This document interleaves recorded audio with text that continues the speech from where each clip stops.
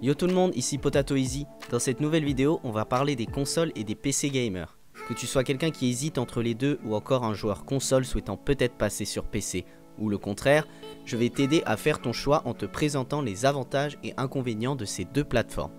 Si mon contenu te plaît et que tu le trouves de qualité, n'hésite pas à t'abonner, à liker et commenter la vidéo, c'est ma récompense. Alors, t'es prêt? C'est parti! Pour commencer, quelles sont les choses que tu dois savoir avant de choisir ou d'acheter une console?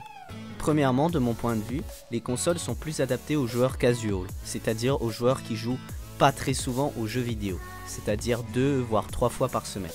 Elles sont également faciles d'utilisation. La navigation, l'accès aux différentes applications sont très instinctifs. Sur console, il y a également les exclusivités, c'est-à-dire des jeux qui sont présents seulement sur ces plateformes. Je prends l'exemple de Spider-Man Miles Morales pour la PS5 et de Halo Infinite pour la Xbox Series X. Tu peux également jouer à des jeux à plusieurs sur la même console, si tu possèdes plusieurs manettes, ce qui n'est pas du tout le cas sur les PC gamers. Une console, c'est également facile à transporter si par exemple tu veux aller chez un pote. Tu as 2 câbles à débrancher et c'est bon.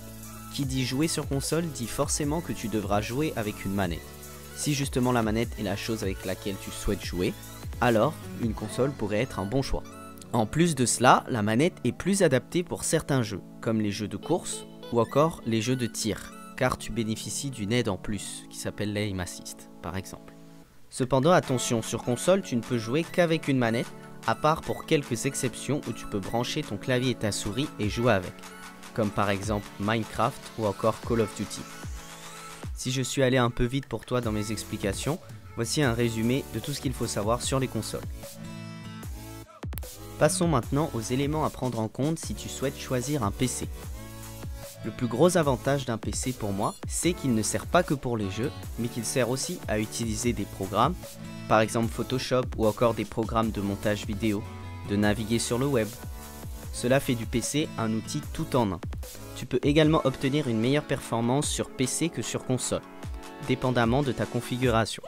Un PC peut s'upgrade dans le temps, c'est-à-dire que tu peux changer ou rajouter de nouvelles pièces qui te permettront d'augmenter sa puissance. Par exemple, lui changer de carte graphique ou encore lui rajouter de la RAM. Il résulte de ça une sorte de customisation. Chaque PC est unique et différent. Le PC présente également des avantages au niveau des jeux.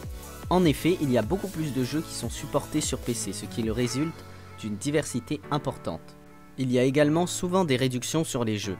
Tu peux les trouver sur les différents launchers comme Steam par exemple, au temps des fêtes comme Noël, Halloween ou encore au Black Friday.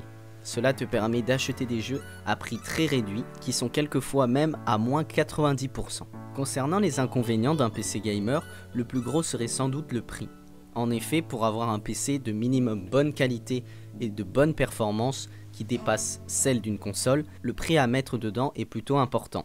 Je pense également qu'il faut s'y connaître un minimum en termes de PC gamer pour déceler les problèmes ou upgrade le PC. Il faut également faire attention au stockage, car le PC n'est pas fait que pour les jeux. Il sert aussi à stocker tes programmes, tes dossiers, etc. Et un stockage trop plein risque de ralentir le PC en entier, ralentissant ses performances quoi que tu fasses dessus. Il faut donc y faire attention. Voici un résumé de tout ce qu'il faut savoir sur un PC gamer. Pour conclure, je te conseille de prendre une console si tu ne joues pas très souvent, tu joues plus pour le plaisir que pour la performance, tu veux jouer aux jeux exclusifs sur console, tu possèdes déjà un ordinateur pour faire des tâches autres que le gaming, ton budget est serré, et si tu souhaites seulement jouer à la manette.